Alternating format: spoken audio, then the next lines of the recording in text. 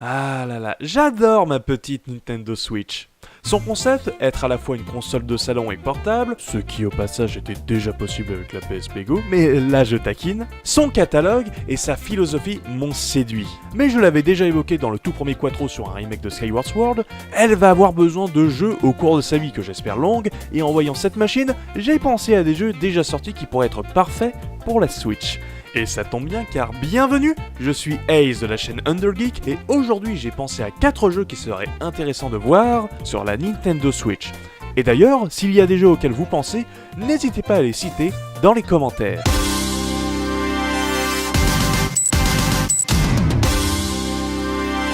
Numéro 1, Castle Crasher. Commençons par un jeu qui aurait pu être dans mon quattro des jeux à faire en coopération. Castle Crasher est l'un des jeux qui a popularisé le jeu indépendant en 2008 avec World of Goo et Braid. Beat'em all jouable jusqu'à 4 joueurs, vous incarnez des chevaliers devant sauver des princesses, le tout dans une ambiance très satirique.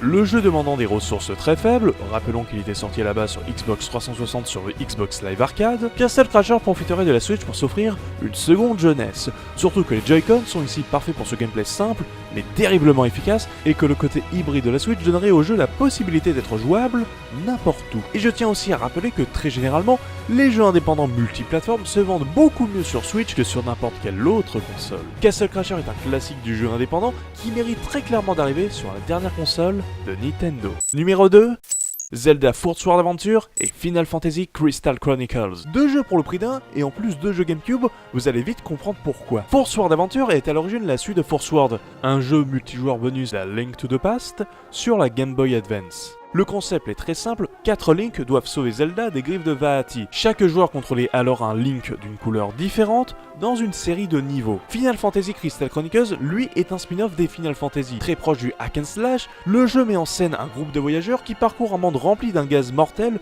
nommé miasme pour restaurer le Grand Cristal. Le problème de l'époque, c'est que pour jouer en multijoueur à ces 2 jeux, il fallait que chaque joueur ait une Game Boy Advance, facturée 100€ à l'époque, ainsi que d'un câble pour le relier à la Nintendo GameCube. L'idée à l'époque était de profiter de l'écran de la Game Boy Advance pour ne pas entacher l'interface de divers menus et d'éviter de splitter l'écran à certains moments. Un peu comme ce que proposent certains jeux de la Wii U avec le gamepad, mais peu de monde ont pu à l'époque profiter de ces jeux au maximum de leur potentiel, la facture devenant très salée. Avec la sortie de la Switch, les jeux pourraient être joués à la fois sur la télévision, en adaptant le concept directement sur un écran 1080p en comparaison des écrans 480p de l'époque, chaque joueur ayant un Joy-Con dans les mains, mais aussi dans son mode portable, chaque joueur serait cette fois-ci chacun sur leur propre machine. Numéro 3, GoldenEye 007. GoldenEye 007 est à l'origine un jeu sorti sur la Nintendo Wii en 2010 et développé par Eurocom pour Activision. Présenté à l'époque comme étant un remake du légendaire jeu éponyme de la Nintendo 64, ce jeu est surtout une relecture du jeu de 97 mais également du film de 95,